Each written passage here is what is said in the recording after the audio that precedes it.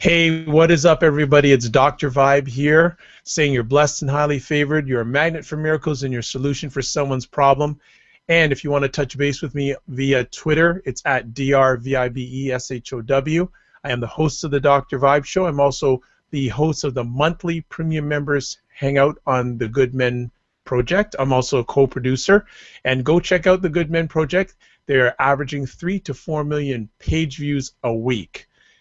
This is a very special moment for the Dr. Vibe Show because when people ask me what have been some significant events in the show's journey, the man that is going to be sharing with us for a while tonight and the company that he works with has been one of the most significant milestones for the show. Rob Walch is one of the key members of an organization called Libsyn. You don't know what Libsyn is? Well, when you listen to the Dr. Vibe Show podcast for wherever you are in the world, they are the people that are making you able to listen to my podcasts. So Rob, I shouted out to Rob. I wanted to have him on the show for a long time, and I emailed him about 2 Sundays ago. He emailed me back the same day. I go, very nice. And he's here tonight. And before we go any further, I have to give homage to Ray Ortega, because Ray Ortega of the Podcaster Studio was the gentleman who made me know about Rob and has had Rob on the show many a time. And he connected me with Libsyn and with Rob. So I really appreciate, Ray, all you do, and thank you so much. So, Rob, how are you this evening, my man? I am doing great. Thanks for having me on, Dr. Vibe. The pleasure is all mine. And his family's in bed, so we have some good time with him tonight because I didn't want to cramp on the family because family is number one. So it's cool that you made some time with us tonight. In tradition of the Dr. Vibe Show, can you share a little bit of background about yourself? I started podcasting, most of my background I always talk about is on the podcasting side. I started podcasting back in 2004. So I've been doing this now. This is in my 11th calendar year, but the 10th year of podcasting. So I've been doing this a while, and my first podcast was a podcast called Podcast 411, which is still semi-live, and podcast is about interviewing other podcasters, so it's kind of inside the actor's studio for podcasting. And I fell in love with podcasting right away in the early days, and I've been blessed enough, that it's now my full-time job. I work for Libsyn, which is the biggest podcast hosting company. As you mentioned, you're hosting with us, and the NFL hosts all their podcasts with us, and the starters for the NBA is the podcast with us, and we've got all the big names that you hear in podcasting. Most of them do host with Libsyn, so it's a fun job. I get to deal with podcasters. That's my day job, is working with podcasters. So I can't think of a better job out there. Nice. Now, I guess, and I like to deal with people because a lot of people may not know what podcasting is. So can you share with our audience, what is podcasting? Simply put, podcasting is serial content that is either audio or video that's delivered on a semi-regular basis. So it's not one-hit wonder content like a lot of stuff in YouTube. You see a lot of content in YouTube that someone uploads this video and the next, they won't upload for a month later, and it's something completely unrelated. It's more serialized, kind of a show like your show. And think of Seinfeld or or Drew Carey. It's just a continuation of content that you're going to get on a regular basis, and that's what I think makes podcasting special. Is that people that listen to podcasts know that there's going to be more content coming, usually from that host, hopefully from that host. So you get a nice relationship. It is the audio version of blogs, is what other people will tell you, but I think it's much more than that, because you can get a lot more intimate with a podcast with the emotions that you can convey via audio or video. So good stuff. What got you into it? I was one of those really annoying people that would call the radio station every morning when I was back in high school, and I would call so often they would give me the backdoor number to call in so I could call in with a joke in the morning.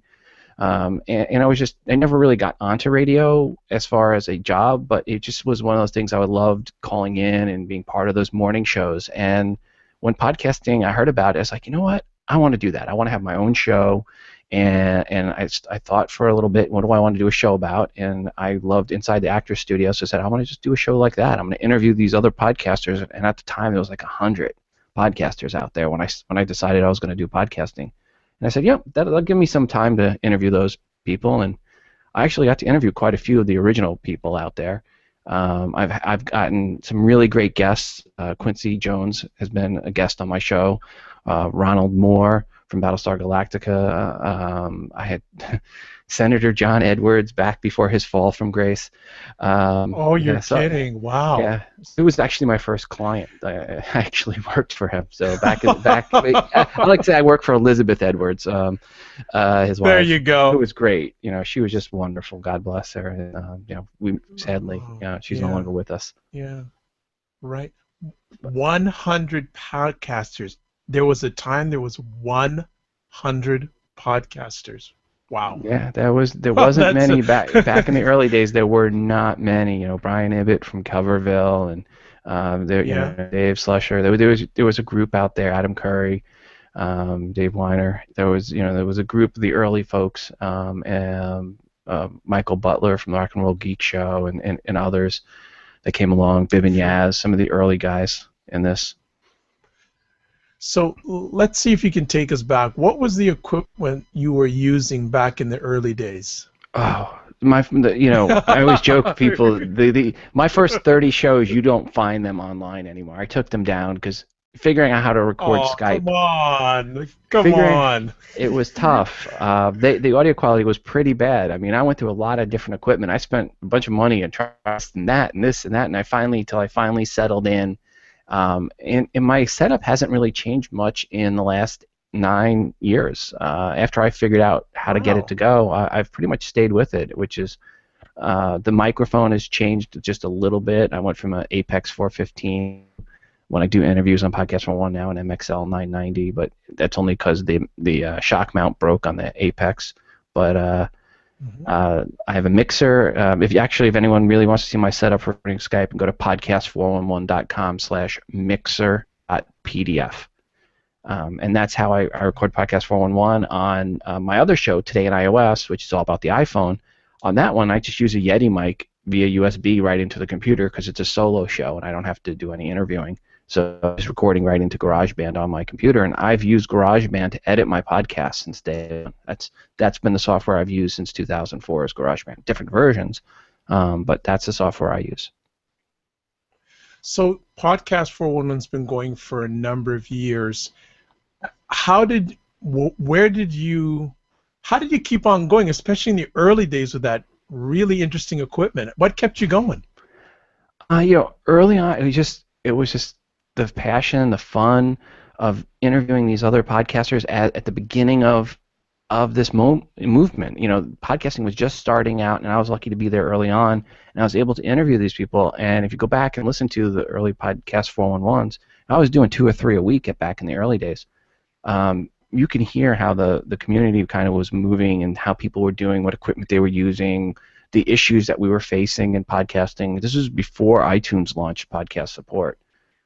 So it was really just something I wanted to do and really have been passionate about podcasting since I've gotten into it. Now, Podcast 411 kind of went on a hiatus for a little bit. That was because my other podcast got so popular I didn't have time to do both, which is the iPhone one. The iPhone one I launched before the iPhone launched, and within 3 months of launching it, it was twice the size of my Podcast 411 podcast because one was geared more to podcasters and the other one was geared to anyone who's interested in an iPhone. And obviously, there's a lot more people that have iPhones than are podcasters. There's only now there's only about 200,000, 250,000 podcasters in the world. There's not a lot. Wow. Okay. So I want to find out, how did the connection come into place with Libsyn? Early on, I got Senator. This was right after the election in 2004, so it was early 2005, and Senator Edwards, who had been on the Democratic ticket, he was the first major politician to start a podcast, and I said, I contacted his people. Would he like to come on the show for an interview? And I landed that interview, and I realized right away I needed help on bandwidth because I was going to go through my bandwidth for that interview really quick, and my website would have been shut down. So I I reached out to the guys at Libsyn, and I had started talking with them, and they offered unlimited downloads. So I quickly moved over to Libsyn, signed up, got an account with Libsyn, and I've been with them ever since.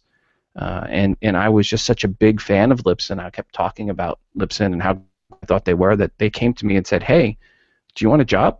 And I was like, yeah. And I've been working with them, yeah, since 2007, August 2007.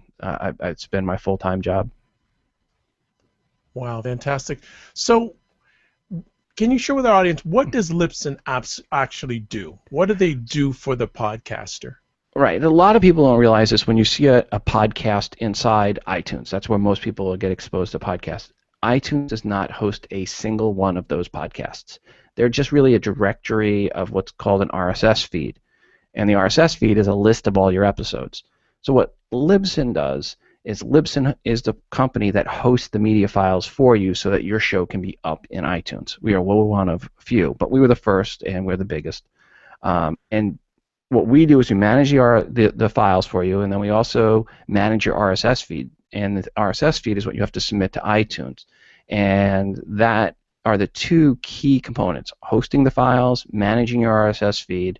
That's what Libsyn does for you to get your podcast in iTunes. And then the other reason that people really like Libsyn is we give really good statistics. So people will use us just to see what their stats are. They may have tried hosting elsewhere and they have no idea what their show numbers are, but when they host with us, they can get really good information on their statistics, which, obviously as a podcaster, I have an old joke, ego is equal to download squared, and everyone wants to know what their downloads are. I like that one. That's very good. Now, how has Libsyn grown, or what changes have you seen or experienced and grown with Libsyn since you started in 2007? How's it grown? How's it changed? Because I know you've got a new release coming out in the next few days too. Yeah, when I started, we were on the second release of the Libsyn software, and then we went to the third, which we've been on for quite some time now, and now we're going to the fourth on Monday. So it's a major update. But I think really where Libsyn's changed over the years is we've really made it much more bulletproof, knock on wood. The back end, we have really fast downloads, so now our downloads are faster than anyone else's out there. Our reliability is better than anyone else's out there. I mean, you go and look on Twitter, you don't see people complaining about Libsyn. I'm supposed to knock on wood whenever I say those things. My devs told me.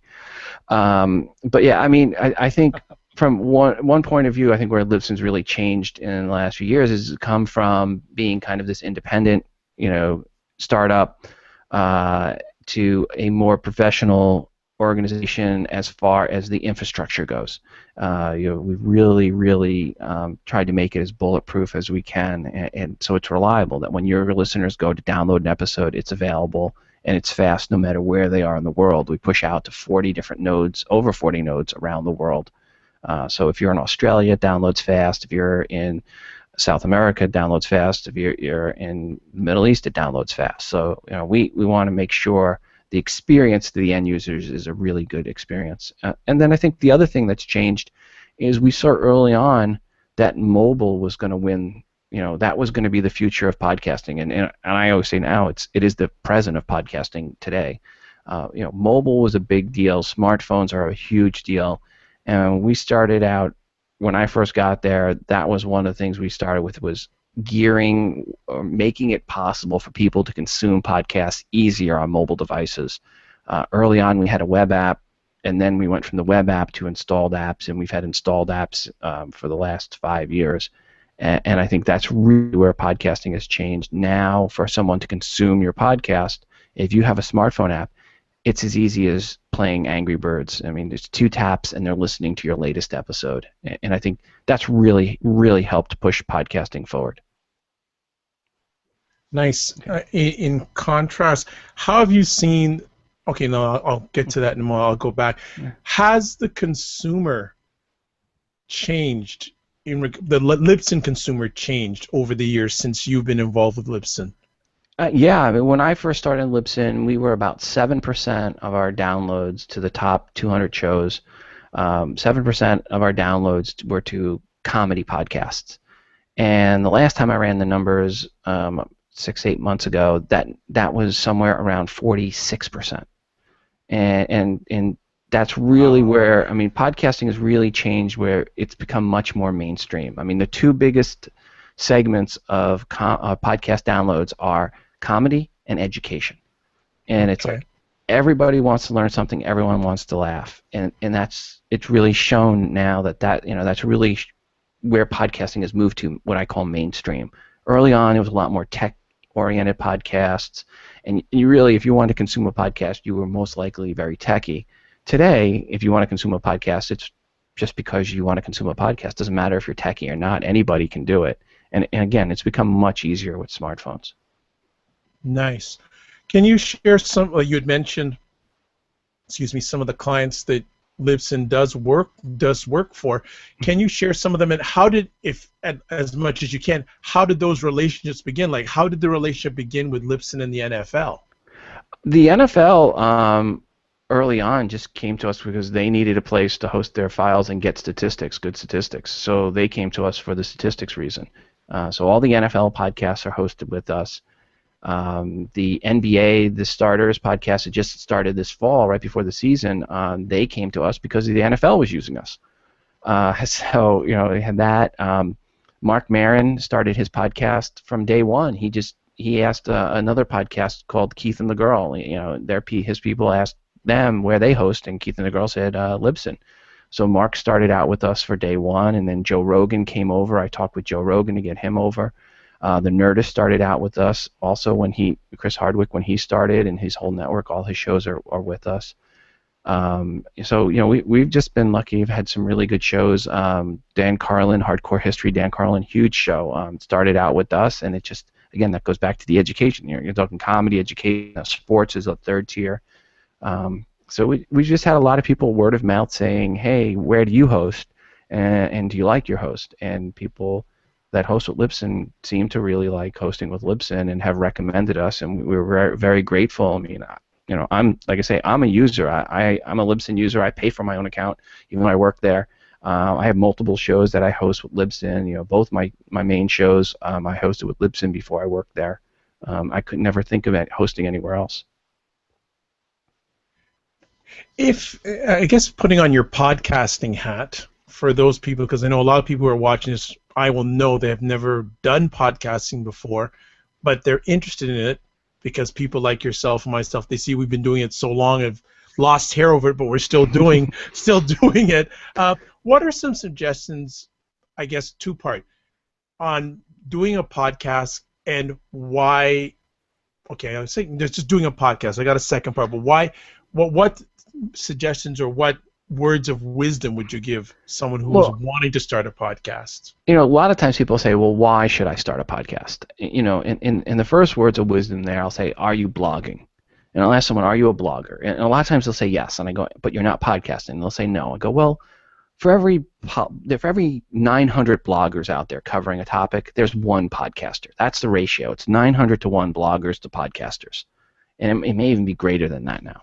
But it's at least a 900 to 1 ratio. And if you're a woman blogger, the ratio is 3,600 to 1 female bloggers to female podcasters, because there's only about 13% of podcasters are female.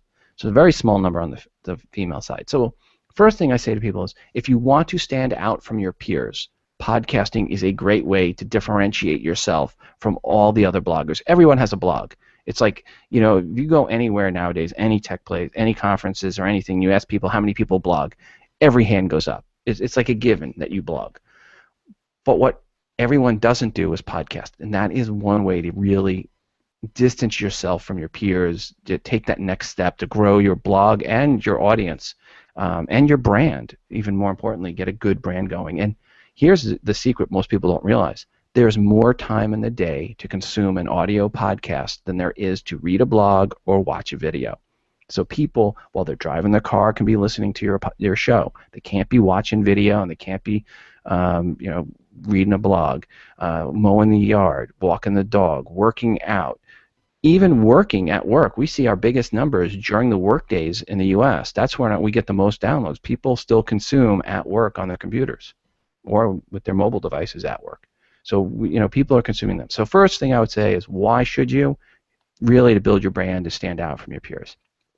How do you? Now that's the other part of your question. How do you is really not difficult. You just need a microphone. It doesn't take much. A Yeti microphone is $95 from B&H Photo. It gives you really good audio quality. It's a USB mic. You plug it in, and you can record on your Mac, on GarageBand, or on your PC, on Audacity, or which is a free software, Audacity. So it doesn't take much. It just takes a little bit of time getting used to recording. And what I would say to those that are starting out, do 4 or 5 episodes before you release to the world.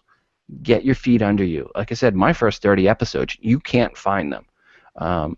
Today, I'd say, get at least good 4 or 5 out of the way, get the technical issues worked out, and get your feel done so that when you're actually getting ready to release to the world, you're worried about the right things, which is the content, and you're not worried about if my mid-range sounds off, or is this thing actually recording, which is a big fear for new podcasters. Is this recording? I mean, it's actually still a fear for veteran podcasters. So that's what one of the key things I'd say is just get your footing under you before you go out to the world, because once you do go out to the world, people are going to give you a lot of people give you a shot, but if you don't sound good, they're not going to give you that second shot. So and you're not going to get featured in iTunes either if you really don't sound good early on. So make sure you sound good. You got your feet under you. What would you say in regards to the status of equipment, and over the time, has the equipment gotten better? Has it got, like, people like yourself, you've basically had the same setup for a number of years. I stepped up my equipment over the last few years. Has the equipment got better, and has it become more, is it affordable because you have someone going new into something they've never done before. Is it how can I say, an affordable thing to start? Like, it's not out of the roof, like because I have a fairly expensive mic. I didn't start out with this, but someone who's just starting, is the cost reasonable, affordable? Yeah, again, you don't have to spend more than $100 to get going for your mic, for your equipment. It depends on the type of show you're doing. If you're going to record Skype interviews, you're going to spend a little bit more. But if it's just you as a solo show, it doesn't cost much at all. I mean, some of the podcasts in the early days got going with simple $25, $30 USB mics.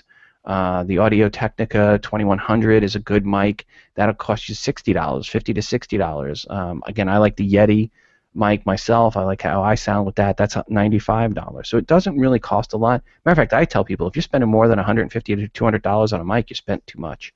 Because most people aren't going to ever notice, because most people are going to be listening with their earbuds, and the earbuds aren't going to pick any of that extra stuff up that you're getting from the expensive mics after it's been compressed down to 64 kilobits and listened on earbuds on while the person's driving in their car. So don't go crazy. The big thing is just don't have a lot of background noise.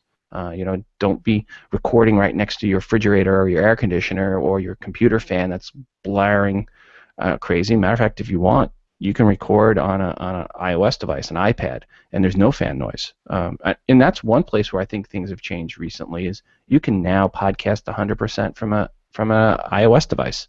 I just did a talk on that at the New Media Expo, how to podcast 100% from an iOS device, and it's really easy. And there's a nice mic out there called the iRig MicCast mic.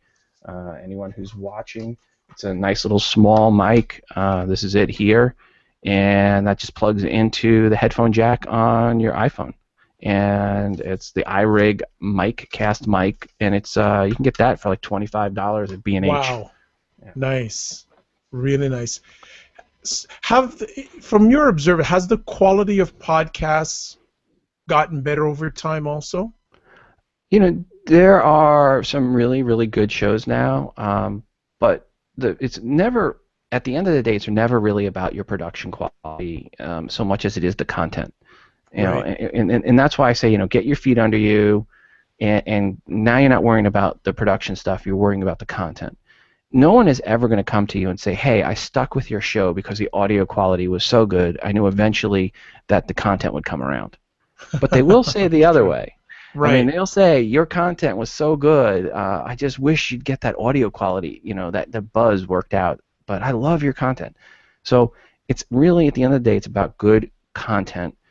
Production quality, I'm not, you still need to not hurt people's ears, but you don't have to go crazy either. And if you have good content, your audience will let you know, hey, can you improve that a little bit, get rid of that buzz, which isn't, again, difficult to do if you have the right mic and the right equipment, and you don't have to spend a lot of money to do that. Maybe I'm out of this on asking this question, but where is Libsyn seeing, and I know it may be qualified or hidden information, not wanting to, where are you seeing biggest growth markets for Libsyn users? I know probably the U.S. is number one, but are you? U.S. is number one. I mean, Yeah. It's really English-speaking countries and China. So I think China's moved up to number 5. They passed. Wow. They passed Japan recently. So, but I think the first 4 are the U.S., the U.K., Canada, and Australia, I believe, are the first 4. And then I don't remember exact order. I don't remember Australia's ahead of Canada, Canada's ahead of Australia, but and then it's China, and it used to be Japan for the longest time was number 5. But yeah, recently China's moved up, and I think that has a lot to do with Apple's done a strong push in China recently, and there's just so much, many more people in China than there are in Japan. So eventually, I think China will probably move up into the number 4 spot, and maybe even up to number 3 spot eventually. You host a show about podcasting in iOS. Do you feel iOS is better to use than PC? Is there benefits, etc.? Because I'll be transparent. I'm still a PC guy. Are there benefits of one platform over the other when it comes to podcasting? When it comes to podcasting, more podcasters are on Macs than on PC.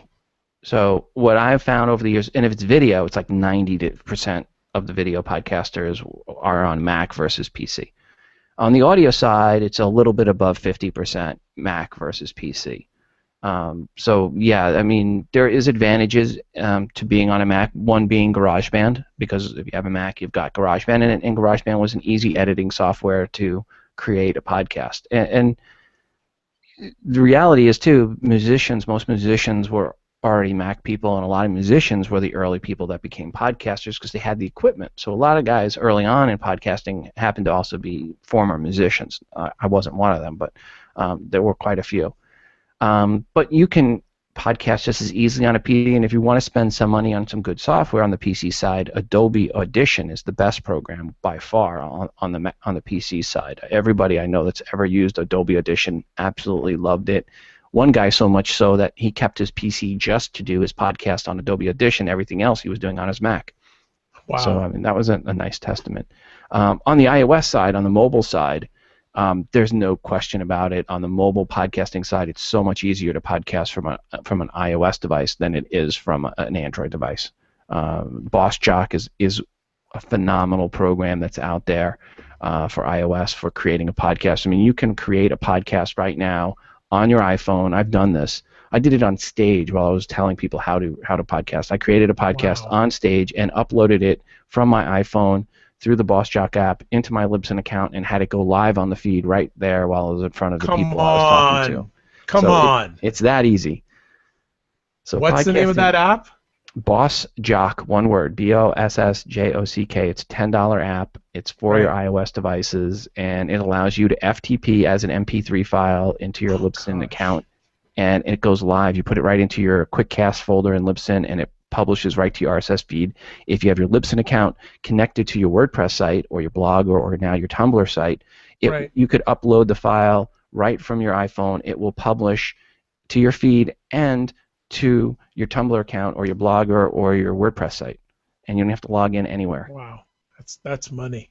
That is good stuff. So I mean, it's getting easier and easier to podcast, and that's one of the things I think that where Libsyn's really helped the podcasters over the years is we've been making it easier and giving them more tools to promote on the social media side.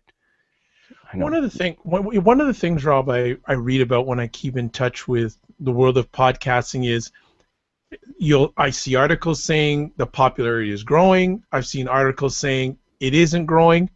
Where do you now? You obviously at Libsyn, you're seeing you want it to grow, but what is the state of podcasting? The listenership, how many people are doing it? From where you sit, what's going on out there? We've seen it grow quite a bit in the last few years. I think we were at unique listeners at the end in December. I think it was 35 million unique listeners of podcasts. Wow. Just on the Libsyn platform, and that number was up from 21 million. Just like a year and a half, 2 years prior to that, it was 21 million. Right. So the number is growing quite a bit. But it's not like some people say, oh, it just took off, podcasting was dead, and now it's back. And that's not true either. Podcasting has steadily grown. It's grown a little bit faster in the last year and a half because of mobile. I think it's really helped consumption of podcasts. But the number of podcasters, we're seeing that growing. Last month in Libsyn was our best month ever on new signups for shows. Part of that was because we were at the New Media Expo, but part of it, it's just steadily growing, and we're seeing an increase of new people getting into podcasting, and it's a nice thing. Congratulations, congratulations on the growth. That's fantastic. The new people that are coming to you, what kind of questions are they asking you? Everything. Give us a sample. I want to hear some.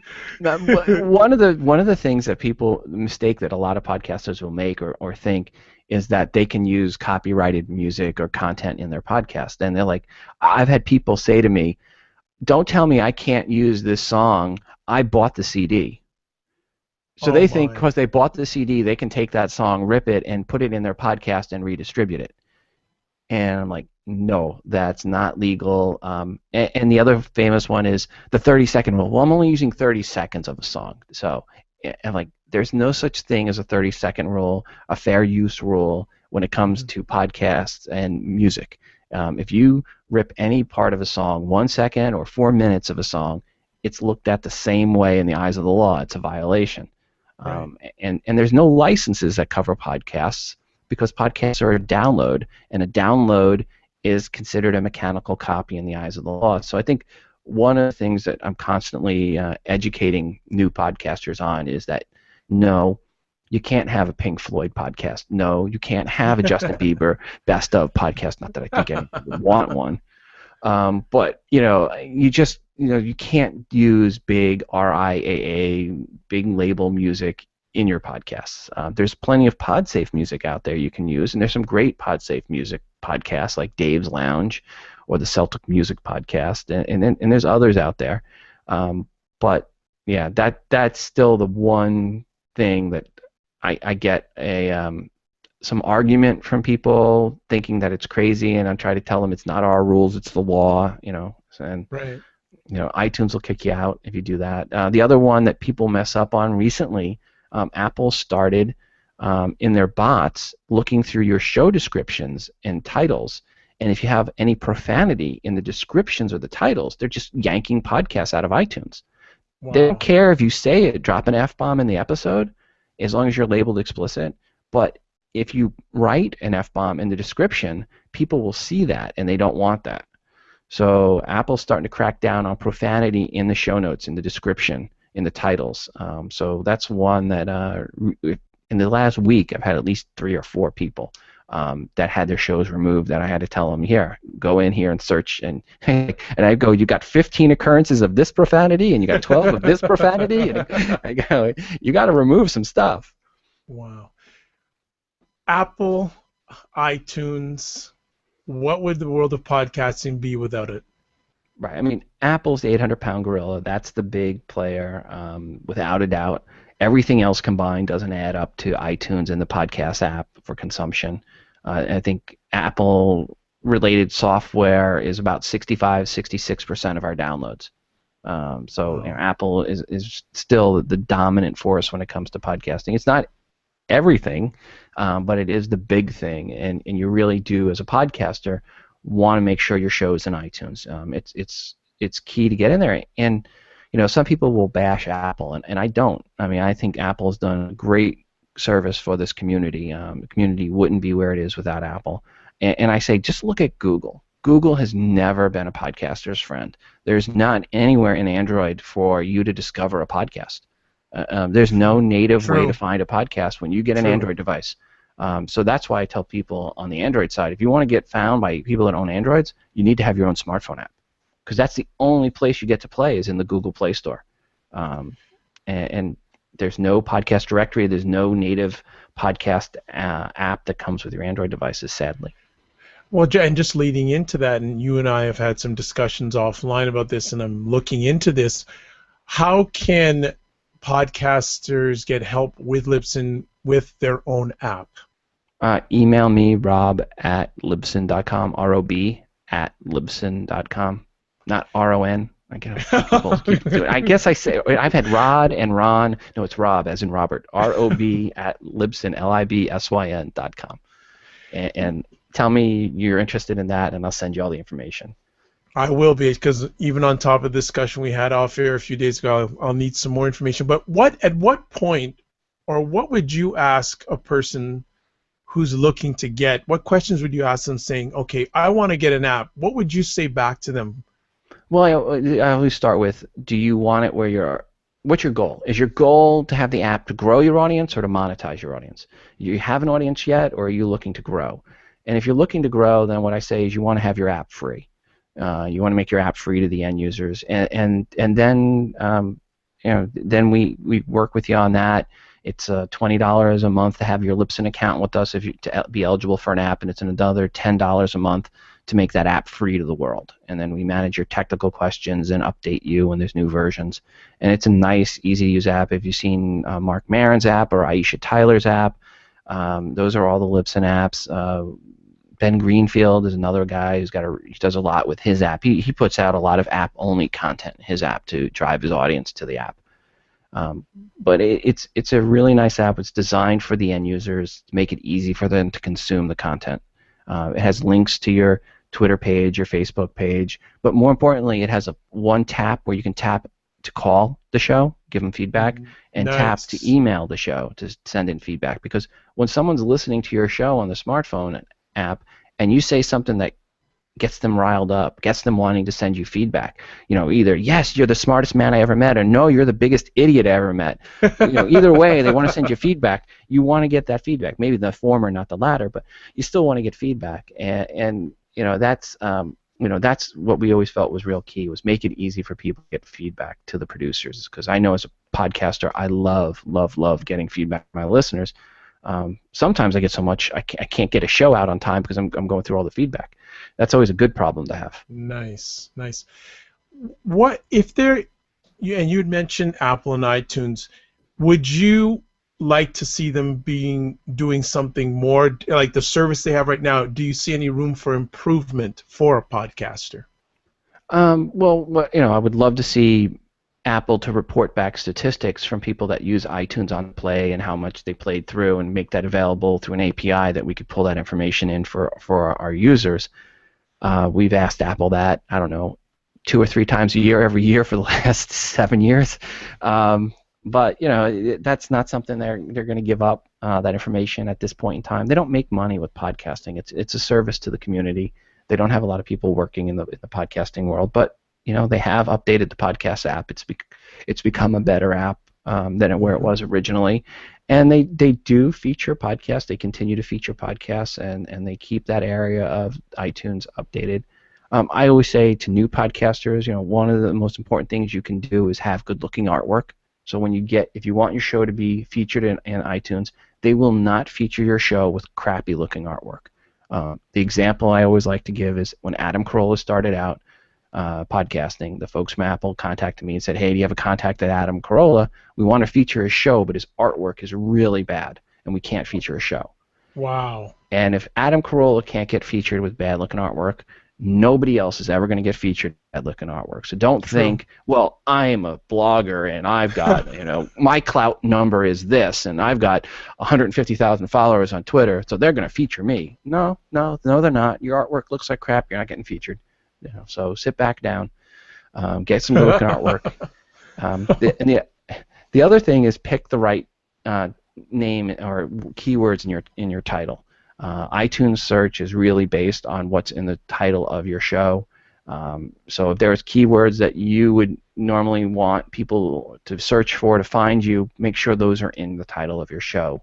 I had a friend, his podcast was called the Fifth Race Podcast. Nobody knew what that was about. It was a reference to Stargate. Yeah. And so if you're a Stargate fan, you might know what the Fifth Race is. But no one would ever search for that, even a Stargate fan. Right. He didn't have Stargate in the title of his show. You search for Stargate, he didn't show up at all. He had it in his description and his keywords, but it wasn't showing up because it wasn't in his title. So he changed it to Stargate, or a Fifth Race, a Stargate podcast, and boom, you went to #1 in the search results for Stargate just by having that keyword in there. And I think if you search for Stargate today, his podcast is probably still up there. It's #1 for the search results if it's still live. Excellent. Great. As you've been involved in the podcast community for a number of years now, what are your comments right now on the state of podcasting, whether it's from a Libsyn, with your Libsyn hat, or from your podcasting 411 hat, or just Rob Walch hat? What do you feel is the state of podcasting at this present time? I don't think it's ever been stronger. I mean, there's more people podcasting now than there have been, but more importantly, there's a lot more people consuming podcasts, and and the listeners are the lifeblood of podcasting. And there's nothing worse than spending 10, 20 hours a week on your podcast and finding out that you have 10, 15 listeners to that episode. So having those listeners out there so that you have that potential to grow your audience, that's an important thing.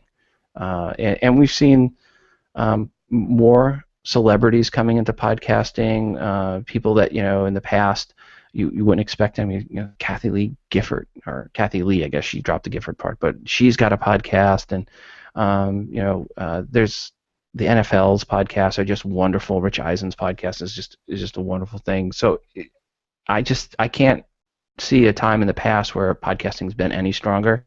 And I think it's going to keep getting stronger. We're seeing more and more people making money, making a living from podcasting.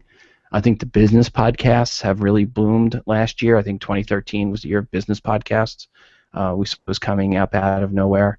I think 2011, 2012, 2010 were more along the comedy. That's where the comedy podcasts came to the forefront. 2013 was definitely a lot of new business podcasts came up and made their presence felt.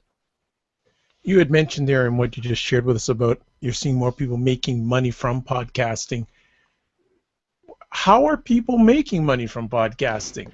There's a few different ways. I mean, one is the traditional, you have to build an audience and you get advertising, and there's the advertising model, and we help podcasters with that. You hear a lot of Audible ads. We work with Audible for podcasts. Warby Parker, hey, they were my advertiser. It's my glasses I got from them. So I wear those, not just because I'm doing the interview. I wear them all the time. But those are just some of the advertisers that come along and help podcasting. But not every show is, and most shows aren't going to hit the size that you need for advertising. And then there's other ways is affiliate links for shows that can't do the CPM type advertising. They'll do affiliate stuff. Some people do the donation model. Hey, send me $5 to help me support so I can get some new equipment. That works for people. And then there's premium offering. I'm going to release, X number of episodes a week, and one of them is going to be for only my premium subscribers. So Mark Maron does premium, where he leaves the last 50 episodes free, and everything older than that you have to pay to get a subscription to. I think Aisha Tyler's doing the premium, and Jay Moore is doing the premium as well. Adam Carolla is doing premium. So there's people that are making some really good money, not just celebrities, other smaller shows too, making good money from the premium model, which is kind of the Netflix, Hulu model, where people sign up for a monthly subscription and just keep paying that subscription over and over and over. And that works really well, and we've integrated that with our smartphone apps for iOS and Android and Windows Phone 8. So that when you sign up for a subscription, that you can go and get that content regardless of the device. If you're using an Android device, phone, driving to and from work, and then on your computer at work, and then at home back on your iPad. So we make content available that way. So I think advertising, premium, affiliate, beg model. Some people are doing live shows. I've heard some people making some good money. The Night Vale is making some good money with live podcasting events. Some others have done the live stuff as well. Great. Do you have any concerns for the future of podcasting? You know, the biggest concerns about it's too many people thinking that you have to make money. I mean, I'll just tell you right now, don't get into podcasting because you think you're going to get rich. I literally had someone send me an email that said, I'm doing this podcasting thing because I lost my job and this was my backup plan. I was like, ooh, this is not going to end well. Um, I'm picturing a rope in the garage and a smell from the Oh. neighbor's house. Your neighbors noticed a few weeks Don't go later. there, Rob. Don't go there now. Come on now. But I mean, don't get into podcasting thinking that you're going to make a living at it. You have to get into doing this because it's something you want to do and you're passionate about. True. Most podcasters are in this because it's a hobby. And you wouldn't say to somebody who's flying remote control airplanes, how do you make a living doing it? It's a hobby. They're doing it to have fun. And I would say do it to have fun, and if you're lucky enough and you build an audience, then hey, Libsyn is here to help you monetize that and make some money back. I looked at it, my podcast, Today in iOS, I'm lucky enough that I make money from that podcast, and that money was enough so my wife could quit her day job and come home and take care of the kids. Congratulations. Right? So to me, that's huge. That's absolutely huge. Right. That is huge. Congratulations, man. That's good stuff.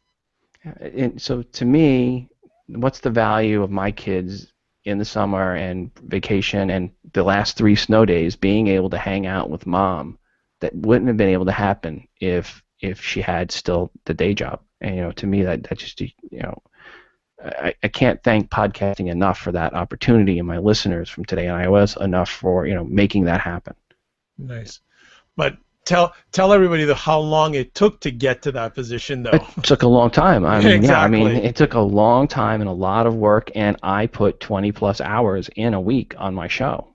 My podcast Today on iOS, I put a lot of work in. Every night I'm answering and going over listener feedback and writing show notes, and then I spend the night I go to record, I start working around 9 at night, and I'm not done till 4 in the morning, 5 in the morning sometimes. So yeah, it's a 5-hour energy drink and some King Dog energy mints. Oh, wow. Yeah, so that gets me through those nights of recording. All right. Rob Walch's trade secrets, how he makes it happen. Yeah, so but podcasting is a lot of fun, and again, that's what you should be in it for, is fun. It doesn't have to be a break the bank proposition, and definitely don't start out spending thousands of dollars on gear. Right. It's like what they call them Freds on the bicyclists, the guys that they go out and they buy a $1,500 bike and they spend $2,000 in equipment and outfits to look like a professional cyclist, and they go out and they ride the bike 4 times and go, oh, never mind. So yeah, take your time, start out slow, spend $100 on a mic, use GarageBand or Audacity, figure out if it's for you, and find your voice. And the one other piece of advice I would say to someone is do a show that you want to listen to, and don't worry if someone else is already doing it. I've had people say to me, I want to do a show on XYZ subject, but there's already someone else doing it. And I go, well, so what? So you'll be the second one doing it or the third one. That's okay. If you do your show well, there's enough time in the week for those listeners to listen to both shows. I Dream a Genie would never have been around if they said, well, we can't do I Dream a Genie because Bewitched is already out there. Exactly. And the same with the Munsters. They that wouldn't have come around if they said, well, we can't do this. There's already the Addams Family. So it's okay to have 2 shows with pretty much the same theme. Well, it's true, because there's a gentleman who does podcasting occasionally, and I always say to him, he says there's room for everybody. Absolutely, he's 100% correct. There's room for everybody. There's room for everybody, and a lot of times, if you're concerned about the other people doing that type of show, if you stay around long enough, some of those people may not do it anymore, and just perseverance, I think, is another key to keep at it, and also reach out, because I've found myself in the podcasting community. Again, at the beginning of the show, I reached out to Ray Ortega. I did not know who he was, and I remember my show Oh, I was on a platform called mypodcast.com. I don't know if anyone ever used that. And it was, you're laughing because you know what it is. Yeah, I do. It was. And I wasn't getting stats. And so what did I do? I went on Google and I just put in the search engine podcasting shows. His was the first one that I saw. I sent him an email, and the rest is history. And he said to me some very good words of wisdom. He's saying, when you're doing your type of podcasts, make sure your audience is the top of mind. So when they think of the type of show you're doing, they're thinking about you first. Yep. Yeah, absolutely. And again, you're doing a show that you want to listen to. Exactly. Right? I mean, and that's the most important thing. If you say to yourself at the end of the day, wow, I put a lot of work in, but I don't even like what I'm doing, but I'm doing it because I know other people are going to like it, you're doing the wrong show. You know, when I started out doing the iPhone show, Today an iPhone, it was before the iPhone launched, and I decided I was going to do that podcast because I wanted an iPhone. I knew as soon as I saw Steve hold it on stage, I got to have one of them. And I go, and I said, you know what? I'm going to do a podcast on that because if I do a podcast on it, I have to get one. So I started doing that right before April 2007, before the iPhone launch. And then there were like 4 or 5 other people that jumped in right after me because of the popularity of the iPhone. Sure. None of them are podcasting today because they did it because they thought that was going to be a popular subject. And they didn't do it because they were caring about the iPhone and wanted to talk about it. They did it because they thought, hey, that's what other people want to hear. And they did it for the wrong reasons, and those people quickly pod faded, and they were no I haven't heard that, pod faded. I like that one. That's Scott Fletcher. Got to give credit, Scott Fletcher coined that phrase. Well, it's true, and one of the things one of my mentors taught me a long time ago is if you're not passionate about it, why do you expect your listeners to be passionate about it? Yep. And that, go ahead. That's so true. And another thing is, if you're going to have passionate listeners, engage them in your show. I mean, that's one of the best things podcasters can do is bring your community into your show. It's very true. Very true. Well, you know what? I think we'll end it at that because I've kept you on for a while, and I know even though your family's asleep, you probably have work to do tonight because you said that you start at 9 o'clock at night and sometimes go to 2 or 3 in the morning, so I don't want to keep you on longer than we need to. I just like to say, go ahead. Actually, tonight, after we're done here, we're gonna do some bulk watching of Scandal. I think we're gonna try to push out 3 episodes on Scandal. So we're halfway through the second season. So my goodness! Yeah, so we just got into that show on Netflix. So then let me ask you, what do you do in your spare time if you have any? The spare time, me and my wife, we tend to bulk watch, different television shows on Netflix. So we'll watch like 3 or 4 episodes in a row. One evening we'll get a thing of popcorn, and so tonight is the wife time, and and then after she falls asleep, then I'll probably get a little bit of email time. Okay, well, you know what? If I'm not going to, well, you know what? I definitely don't want to hold you back from getting some wife time. Rob, first of all, thank you so much for taking the time and sharing with us. Really appreciate everything you do and what Libsyn does. I'm speaking at some people who have a chance to watch and also listen to this because, of course, I'm going to download the audio to Libsyn. Being a Libsyn customer, I'm going to download, and definitely Rob makes himself available. If you want to email him, he's at rob@libsyn.com. I fully endorse what Libsyn does. It's the best service. No, Dr. Vibe wouldn't have whatever success he has. Well, geez, I've got over 700 down shows at Libsyn. So, yeah, 700. I know, Rob, I must have crazy 700 shows in 6 years. That's a lot. Yeah, and you've been doing this a long time. I mean, you are a long-time podcaster. Most people give up after 6 months, and you've got more episodes than me. I think I've got 295 on one show, 230 on the other show, and a few other miscellaneous ones spread out here and there on different shows. I've had some other shows that have come and gone. I had a podcast at one point in time on college basketball that lasted like 3 episodes. No, man. That's one of my favorite sports. I'm a huge college basketball.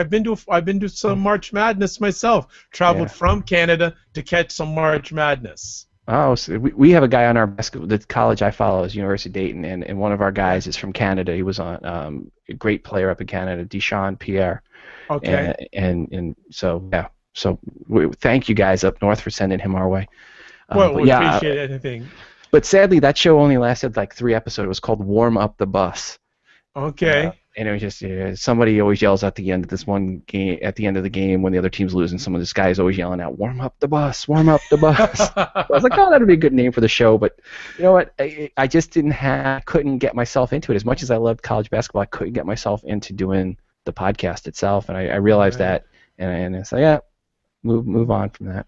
No problem. Well, before we let you go, any final words you'd like to share with our audience before we let you have some scandal bulk watching? I've never heard it put that way. Bulk watching scandal. Now, all any ladies that are watching this, they're gonna love you now because you're a scandal guy. Rob's got a whole new audience coming. Well, that's a good show. I mean, so it's one of those ones that once we get through what's on Netflix, we'll probably have to drop some coinage on iTunes to catch up on the current season. Okay. But my biggest words are, if you have questions about podcasting, email me, bob@libsyn.com. If you're on the fence about podcasting, get off the fence. Do it. Get out there and do it. It'll really, really, really help you stand out from your peers. And if you are podcasting already and you don't have a smartphone app, really think about that, because you cannot be found anywhere in the Android marketplace unless you have your own standalone app. And it really does help you. And here's a stat most people don't realize: only about over 50% of people that listen to podcasts listen to only 3 shows or less. So having your own app, being one of those Wow. 3 Yeah. on Yep. their home screen, it just takes that personal relationship with you, the podcaster, and your listener, takes it to the next level. This is so true. And again, what Rob is saying is so true. And so many people just access their content either via smartphone and tablet these days. So with Rob just sharing what he said, that they only listen to 3 shows or less, why wouldn't you be where they are? Right, Simple on their as home that. screen. I mean, there's nothing better than looking on the smartphone and seeing, see if I can get here, to getting to, having your app right there on their Nice. on their smartphone. And Rob is selling me. Rob is good, He doesn't do the hard sell. He just puts some things out there. He's got my wheels turning. But my email is coming to him because it's getting closer and closer. He's teasing me, and with what he's just dropped knowledge-wise, certainly I'm getting closer, and I'm sure other people will also. Rob, thank you so much for taking time tonight. Definitely, we're going to continue. And again, anytime you want to be on the show, the mic is always open. I appreciate that, and Dr. Ives, thank you so much for having me on the show, and more importantly, thank you for being a Libsyn customer and Much appreciated. using us. We love people that are getting out their word through our platform, and we love to see what you're doing. So keep up the great work. All right, as always, it's Dr. Vibe here, host of the Dr. Vibe Show. Remember, you're blessed and highly favored. You're a magnet for miracles and your solution for someone's problem. If you want to touch base with me, just go to the drvibeshow.com, the Dr. Vibe Show. You can also check out some of my selected episodes at The Good Men Project. That's thegoodmenproject.com, one of the most viewed websites in the world for men. They're averaging between 3 to 4 million page views a week. As always, God bless, peace to you all, and keep the faith. Bye-bye.